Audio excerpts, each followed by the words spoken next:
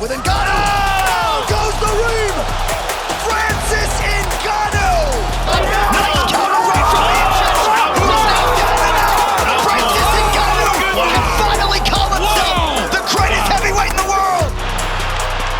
Francis Ngannou has just scored a knockdown against the heavyweight champ.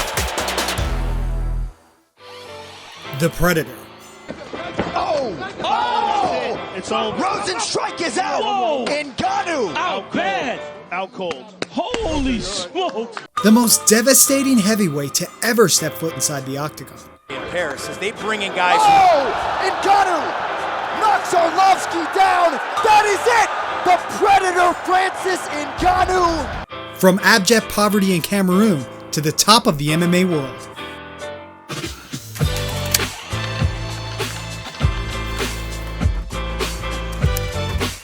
This is the story behind Francis Ngannou.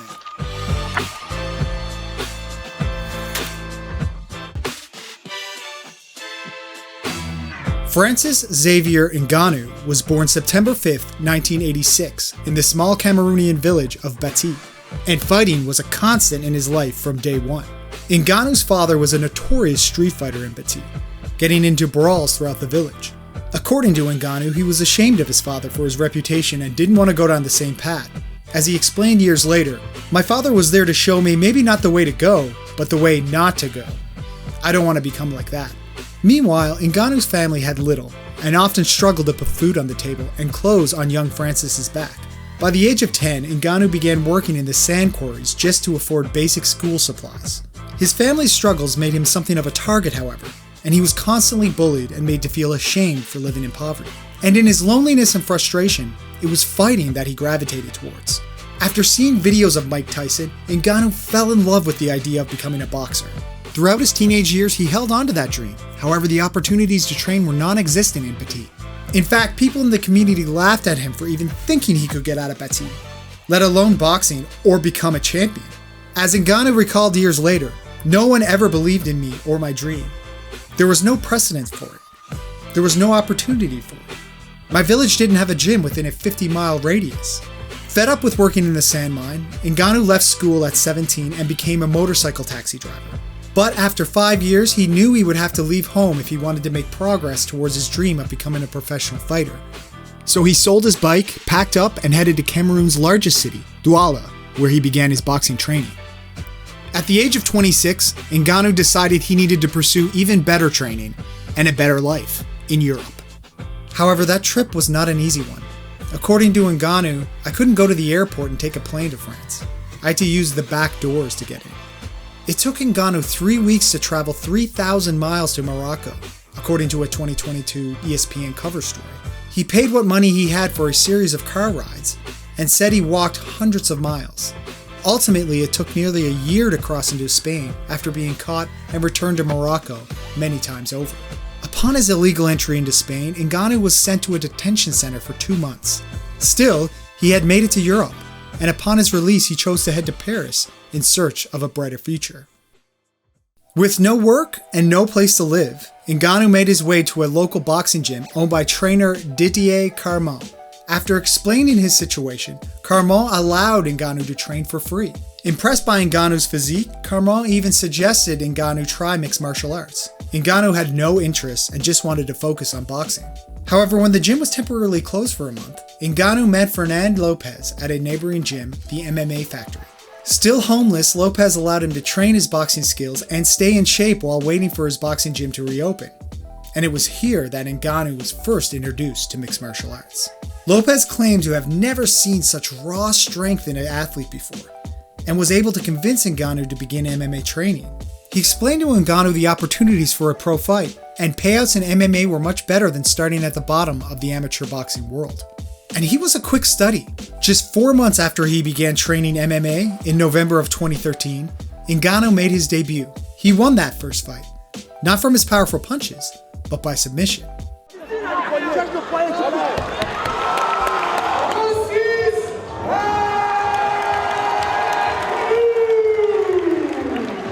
As a pro in France, he dominated his opponents with his strength and power, winning 5 of his first 6 fights. The UFC took notice, and in December of 2015, Ngannou made his UFC debut, taking on fellow up-and-comer Luis Henrique.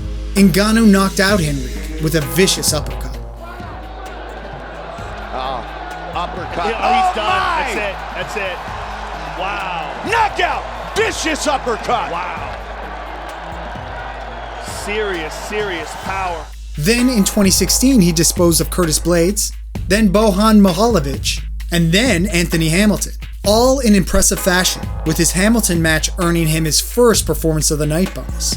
It was hard to ignore how quickly Ngannou was moving up the ranks, and matching him up with a big-name opponent seemed like the next logical step. That opponent was UFC veteran and former heavyweight champion Andrei Arlovski.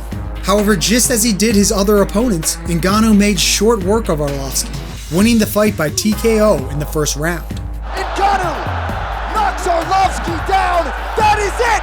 The Predator Francis Ngannou. By the end of 2017, Ngannou had his eyes set on a heavyweight title fight, but he had one more living legend to get through.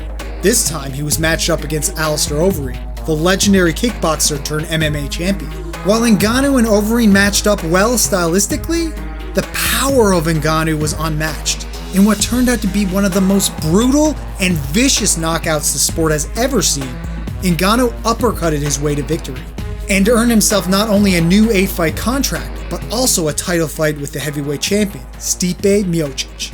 And while it seemed nothing could stop Ngannou, the stage may have gotten too big.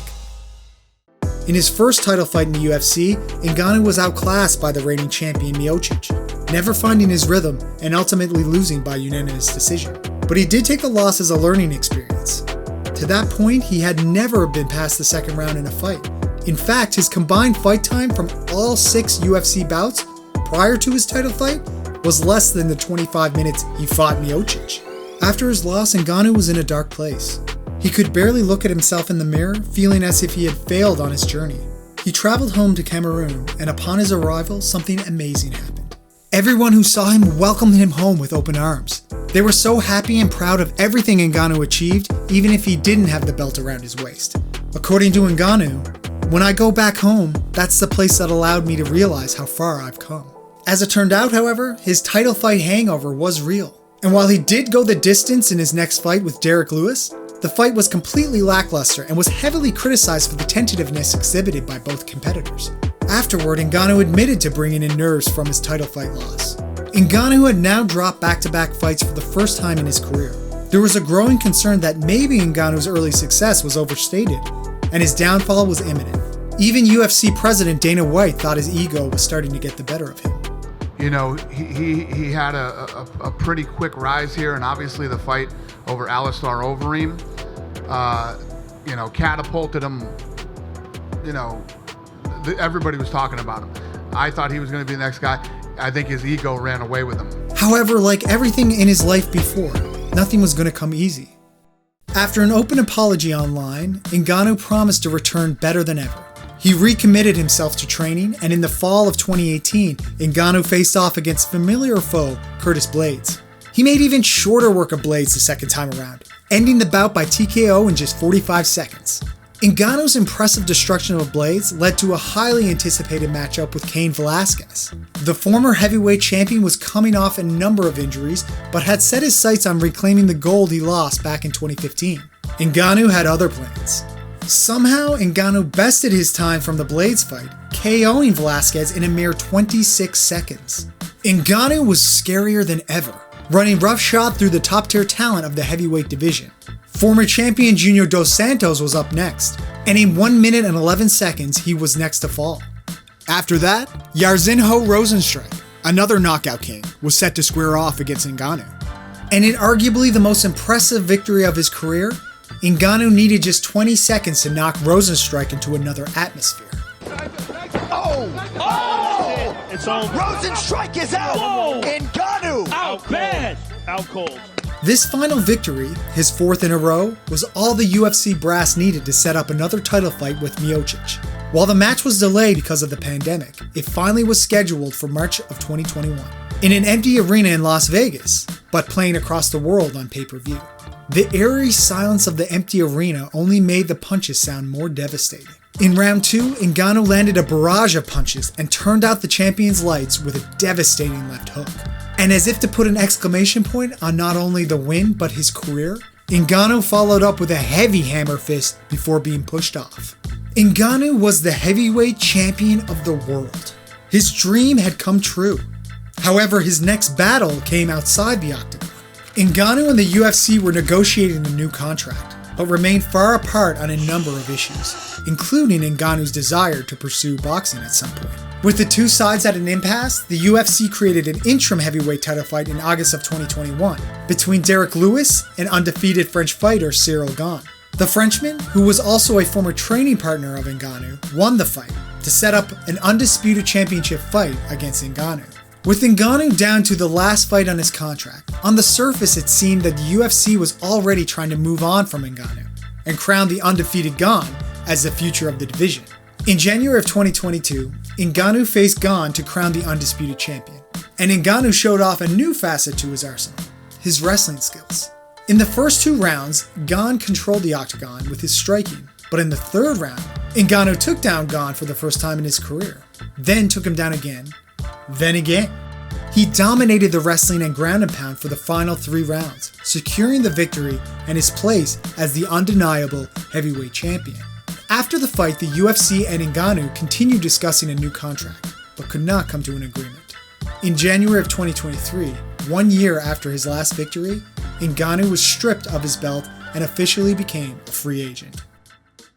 Following his UFC departure, Ngannou signed with the Professional Fighters League, PFL, specifically in the superfight division. The unique division is not defined by weight, but by showcasing fighters with big name value, allowing these fighters to earn up to 50% of pay-per-view revenue. While guaranteed big money, as well as expanding PFL into Africa and advocating for fighters' interests were huge factors for Ngannou, arguably the biggest draw to PFL was allowing him to pursue his lifelong dream of boxing. Before we go, I want to bring in Francis Ngannou.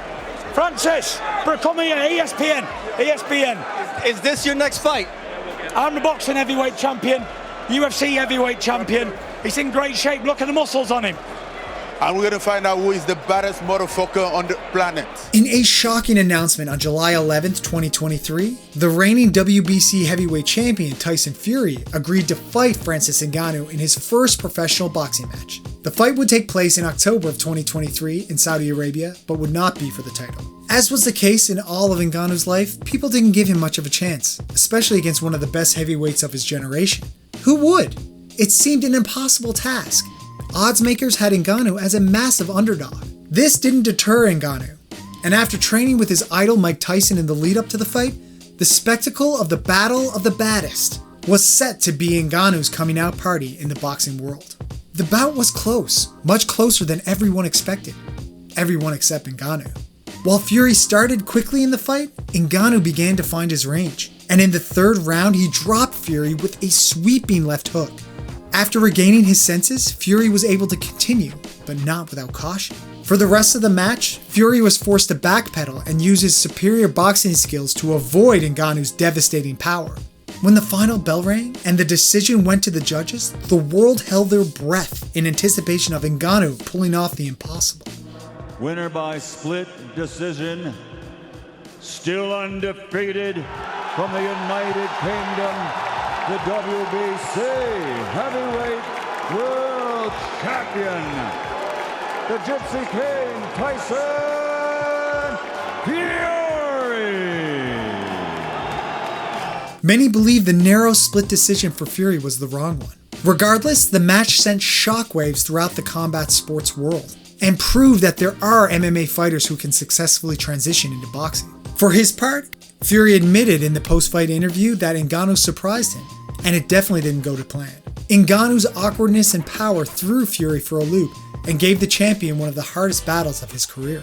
For Ngannou, the future looks bright with big fights planned for his run in PFL, while the boxing world anxiously awaits who he will box next. The Predator has risen to the top of the combat sports world like few before him. And from a tumultuous childhood, Ngannou proved there is no dream too big for someone with the determination and drive to see it through. Thanks for watching. If you like this video and want to see more content like this, be sure to hit that subscribe button.